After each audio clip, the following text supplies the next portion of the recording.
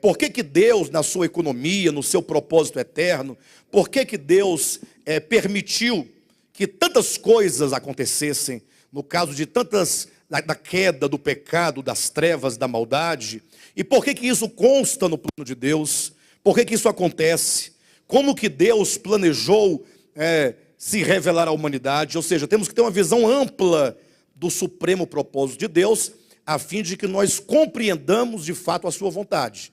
Do contrário, a gente fica sempre com um olhar muito individualista, como quem olha ou pergunta assim: qual é o objetivo de Deus na minha vida?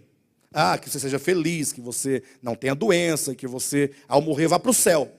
Geralmente se pensa apenas em nós, como se a nossa existência tivesse como fim a nós mesmos.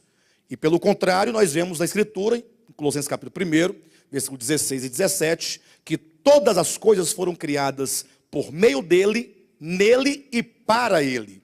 Então, o objetivo de todas as coisas criadas, a razão, é exatamente satisfazer a vontade eterna de Deus. Então, precisamos compreender isso.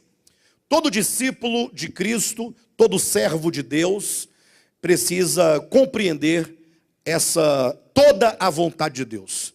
Conforme Paulo, inclusive, também diz em Atos capítulo 20, falando na igreja de Éfeso, ele diz: não deixei de vos anunciar todo o desígnio de Deus. Então, nosso objetivo é esse, é compreender esse desígnio de Deus em sua totalidade, ou pelo menos naquilo que é possível se compreender, segundo a sua revelação nas Escrituras.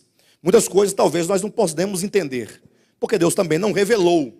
Mas aquilo que está revelado, nós precisamos compreender para que a nossa vida ela esteja de acordo, ou pelo menos nós possamos ter em vista um caminho e sabemos por onde nós devemos caminhar, por onde nós devemos trilhar a nossa vida espiritual.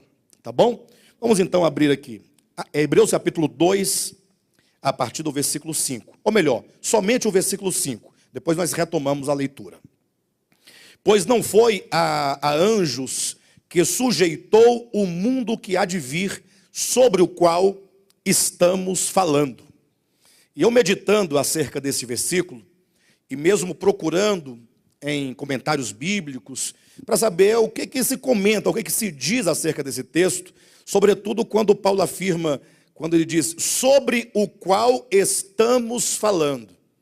E eu não encontrei nada que alguém dissesse acerca disto.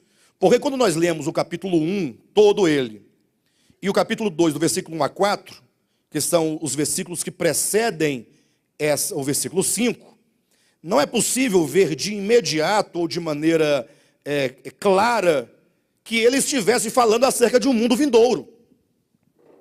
Os irmãos entendem o que eu estou dizendo? No 5 diz, pois não foi a anjos que sujeitou o mundo que há de vir, sobre o qual estamos falando. Em outras palavras, elas dizem, eu estou falando de um mundo vindouro.